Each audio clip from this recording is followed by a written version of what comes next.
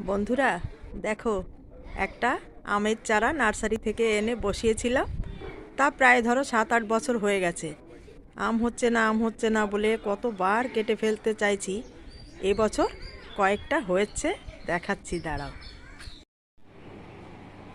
দেখো বন্ধুরা, আরও কটা হয়েছিল, সেগুলো সব বাচ্চা ছেলেরা দুপুরে যখন ঘুমিয়েছিলাম তখন পেড়ে নিয়ে চলে গেছে।